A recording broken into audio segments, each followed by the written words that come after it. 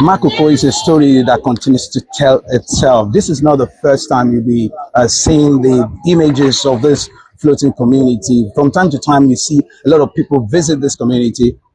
If you visit, you may not see that much of physical changes, but there are a lot of things going on in the community. On this episode of the program, we're visiting to tell the story of resilience and service to humanity. Welcome to Community Report. I am Gary. And not just about Jack alone. A lot of people have come to spend a lot of time here.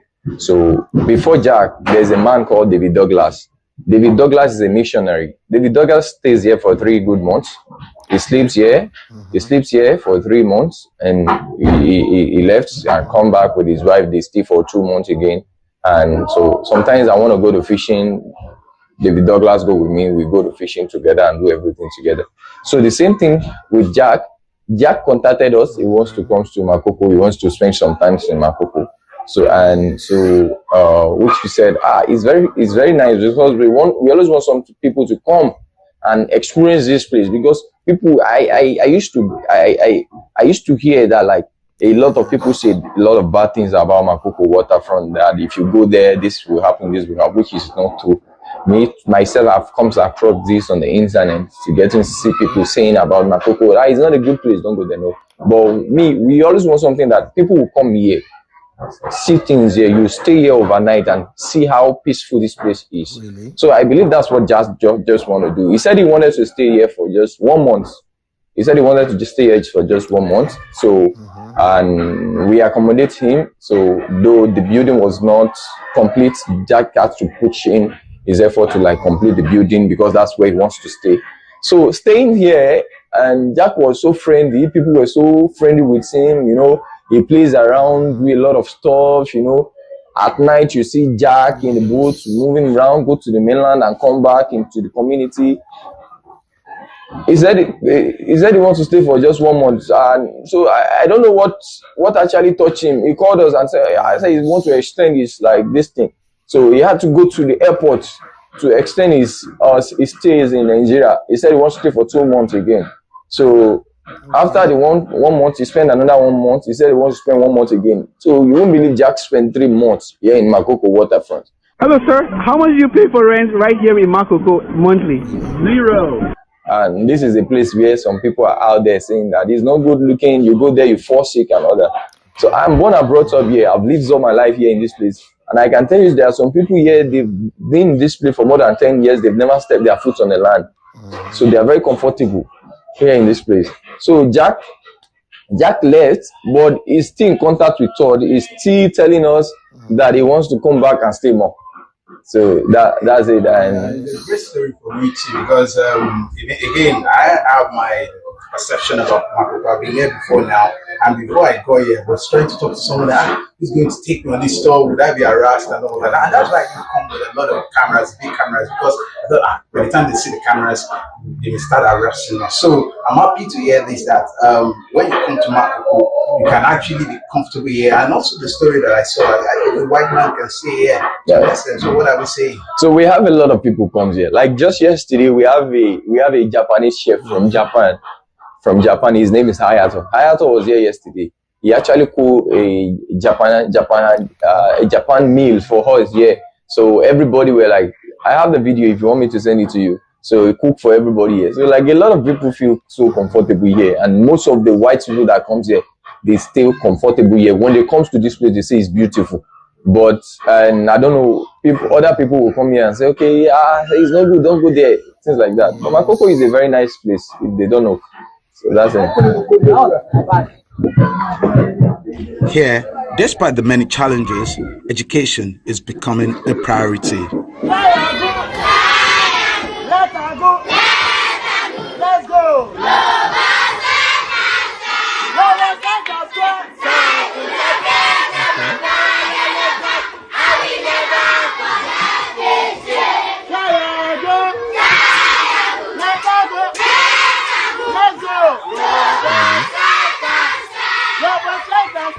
Desmond Shemede is one of those overseeing this primary school in Makoko. For him and his family, living on water is a way of life as natural as any other. Yeah, living on water is part of our culture. Yeah, so we're on water. We live all our lives here in water, and you know, so whenever we're on water like this, we feels like the same way people on land feels. So that's it. And So let's move around. Let's see what you have there. okay, let me show you.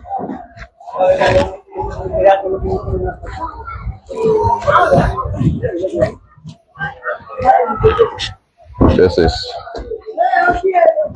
this is one of the classrooms. Okay. Yeah.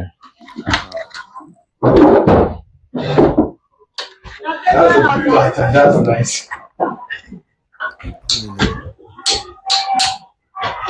Okay, thank you. Yeah.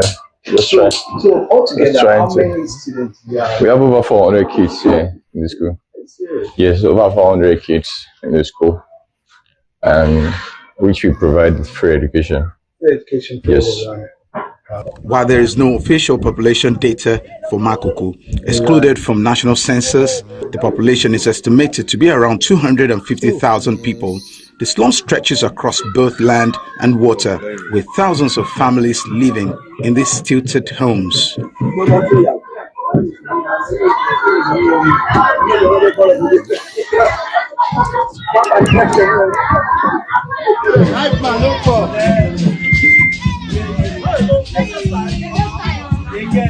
Education in Makoko, though far from perfect, is free and community-led.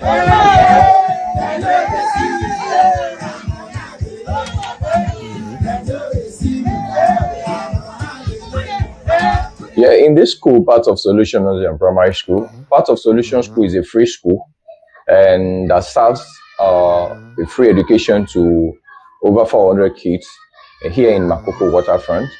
And we have 12 staffs that work in the school, and so it's a free school for all the kids here. In terms of, like, when I say free, they don't pay school fees. We give them free school uniforms, free backpacks, free shoes, and all the writing materials till they leave this school. So it's totally free. We're doing it to support our community, Makoko Waterfront, because people here, I don't use the word poor, but I use less privileged. People here are less privileged. They don't really have money to, like, send their kids to school. So I'm a son of the chief here. We are Shemide's family. My dad is the chief, and I have brothers, I have siblings, like, support. We all come together, support this work we're doing just to promote the community. We want something that we want to, like, promote education more in our community, so that we believe education is the key. Education could change a lot of things in this Makoko. So when they say Makoko, everybody know where Makoko is. They know how Makoko is. They know people in Makoko. So, and they know we're not rich, but we're only trying to promote education. And we believe with education, the little education we're giving to these kids now, we will give them a bright future. We give them a bright. If I'm not educated, I won't have the opportunity to stand here talking to you. So that's why we wanted to do this, though it's not easy, but we've been pushing hard every day to, like, do it, and we're glad and happy for the support we get from friends and families in terms of pushing them, in terms of paying teacher salaries, in terms of buying them school uniforms, their sportswears, their shoes, and their writing materials, just to keep the school going. And I want to say again, that a lot of kids are in this community. They are eager to go to school, which we cannot accommodate. Like I said, we have over 400 kids here, and a lot at home. They want to go to school. We cannot accommodate because there's no space. In January 5th, we started another school building. And which we are building currently now. So with the help of a guy called Cameron is a traveler. He visited the community, so I had to tell him about the community, tell him about the challenging parts of the community. So Cameron supported, like, he actually put this on himself, that he wants to support us to build a school here too, so that we can accommodate more kids, which he's doing, and we really appreciate that as well. So, and the school is still under construction, and I'm sure by September, October, the school should be done. And so that we can have so that we can have more kids go to school as well. So school is on vacation right now, or if it wasn't, then this whole class would be so busy. It'd be very busy class, and like I say, we have like 37 of our kids going to secondary school. Yes, yeah. How do you do the connect? How do you do that? So they write the entrance exam. Yes, or you take them they write their common entrance exam. This school is registered. Yes. Yeah, this school is registered, and then they write their common entrance exam, and then so they post them to secondary school, and mostly school they took them to is either Mobolaji Bakantoni at Sabo or IG Comprehensive and Sabo. So education is finally in Makoko. Yeah, there's education in Makoko, and we're glad we have education. But before there was nothing like this. So we believe because of the education, that's why we're having all these things. So if we have not been educated, we won't have the strength, like we didn't have the knowledge of like bringing things like this up. So that's why we want to promote education more. So that's what we're doing.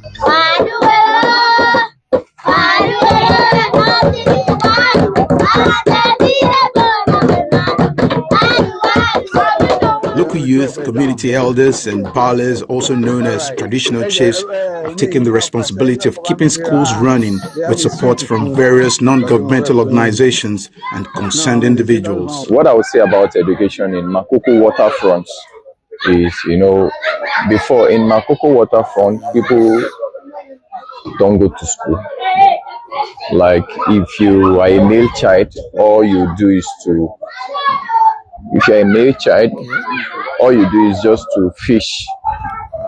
You go to fish with your dad, and while the female wants to sell the fish with their mother. And there was nothing like education. People don't even know what education means. They place all their focus on the fishing. They go to fishing, they come back, they sell the fish. Nothing like education. But they call us a Shemedis family. Like we are one of the lucky persons in the community. Whereas, so my dad is a chief, and so he's not educated, but he knows how important education is. Yes. While all that were busy taking their kids to like fish, so he was like, he actually didn't want us to fish, so he had to like spend all his income on us to send us to school on the mainland. So that's why I'm able to like not on the water here. So he sent us to school on the mainland. So I went to a school called Best Way in the mainland there. So that's the school I went to. So while everybody were sending their kids, we also wanted to fish, but he never wanted us to fish. But he keep pushing us. I remember they flogged me very hard every day, dragging me to school because I didn't know what education is then. So he tied me sometimes, take me to my teachers to flog me so hard. So, but I get to a certain class to get to see that school so interesting, and then meet with some friends, meet with some tribes and other tribes to get to see that school so interesting. So in 2009, though there are some tourists that do normally comes to this place, people come here, they tour around and all that. So in 2009, there are some group of people we call Yacht Club of Nigeria. Yacht Club of Nigeria through Nigeria Field Society. So they normally comes for tour in this place. So one day they requested a need from the chief that if we could like give you something, what we do have mentioned. So the chief had to make mention of school. So if a school can be given in his community, that will be so happy with that. So they grant his need and then give us a school in the year 2009 to 10. Really? So that's the very first school we have in the community. So the community had to come together to give the school a name called Waina. Okay. So Waina in our language means love. So that's the first school in the community. Waina means love. So my dad is not educated, but he has a younger brother called Noah. His name is Noah. Noah is one of the learned person in the community as well. So Noah had to run the school. So he did voluntarily like call his friends from the mainland to like volunteer themselves to like teach in the school. And so that's when we have the very first school in the community. And as time goes on, the school Waina is not enough to like accommodate all the kids in the community. So we had to sit with our uncle. Noah is our uncle, so we had to sit with our uncle again to like think forward, think that could like change this community like giving the kids education in the place, because no help from people, or like no help people here. They were like, I don't like using the word poor, but they are like less privileged in this place. But so we believe education could like change a lot of things in this place. So we had to start again. A lot of kids at home eager to go to school, which the school they cannot accommodate. In 2015, we had to start up another plan again. First, we educate parents by going to their houses, telling them education is this, education is life, send your kids, because most of them don't know what these things is. They don't know if your kids go to school, you can become a better person in future. I've also noticed something. When people get educated here, like someone like you, they move out of this community and you still stay. Why are you still here? Yeah, I'm here. I'm here because of the job I'm doing, and like I said, I'm a lucky person, learned in this community. My friends are not educated, so all they do is fish. But I look into life of these kids here in this place, so we're doing it for them, like free education. Like over 400 of them have free education, and we have orphanage here. We have 30 of them as orphans in the orphanage home here, so which we are taking care of. And I also run a tour in the community as well. And so this, from the tour I make, the little income I get from the tour I make here is what I use in pushing the school and reach out to friends that have visited, that has my contact to like support. Makoko's primary economic activity is fishing.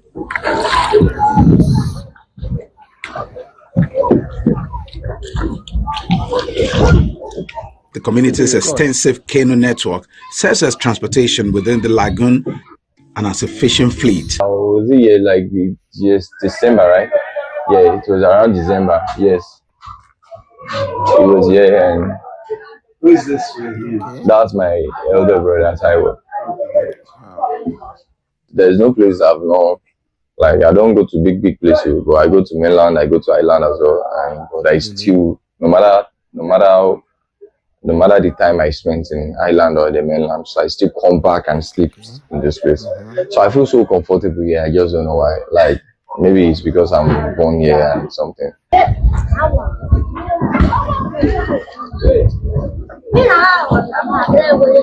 There's a strong, undeniable energy here in Makoko.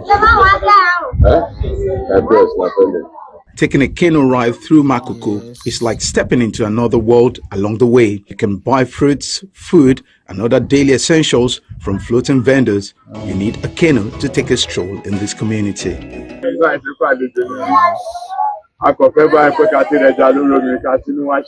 Okay, it's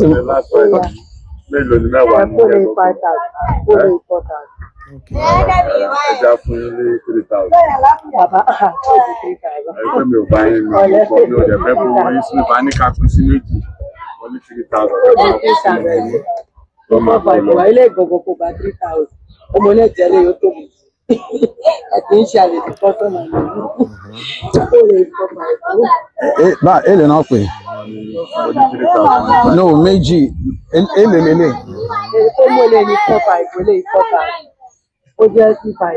Okay. That's 4,000.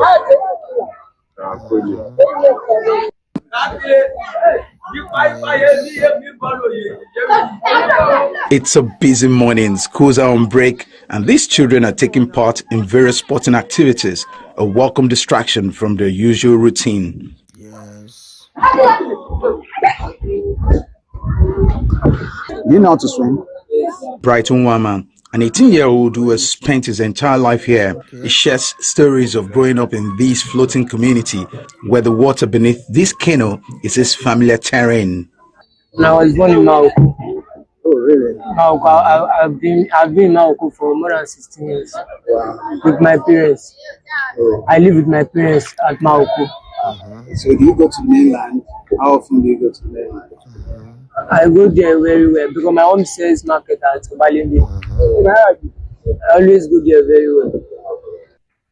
In the heart of the community is this man who is making an impact in his own little way.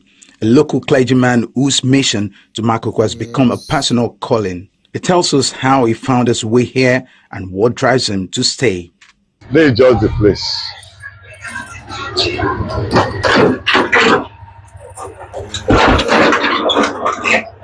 This is our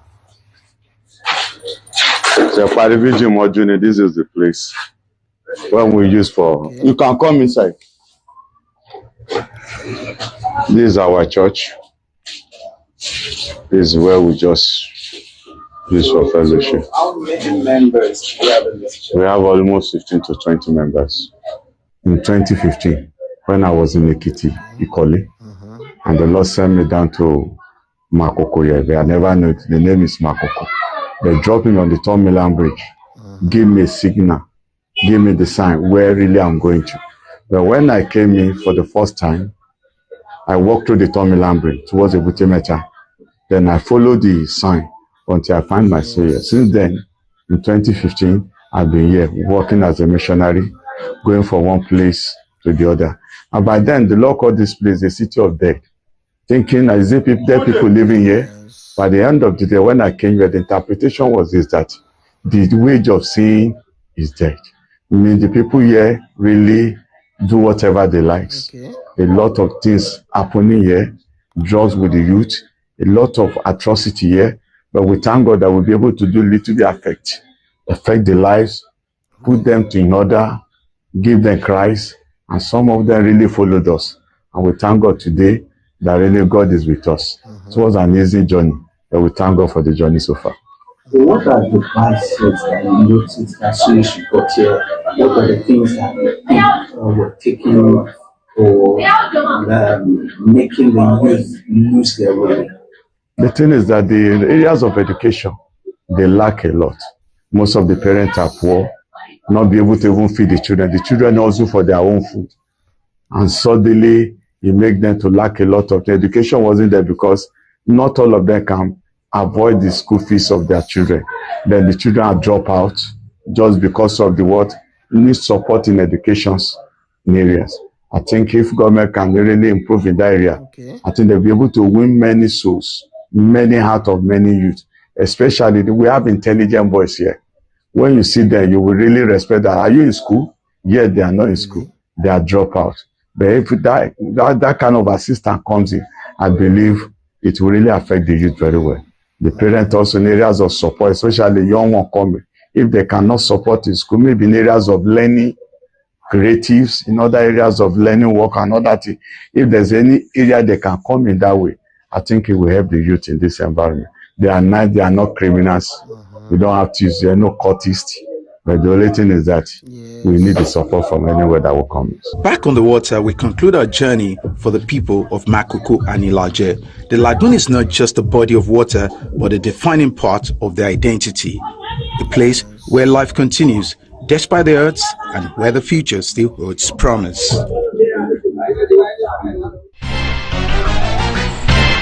And that's our show for today, everyone. If you miss any part of it, you can watch it on our YouTube channel. You can also follow the conversation on our social media platforms displayed on the screen. Thank you very much for watching. I am Dari. We'll see you next time. And bye for now.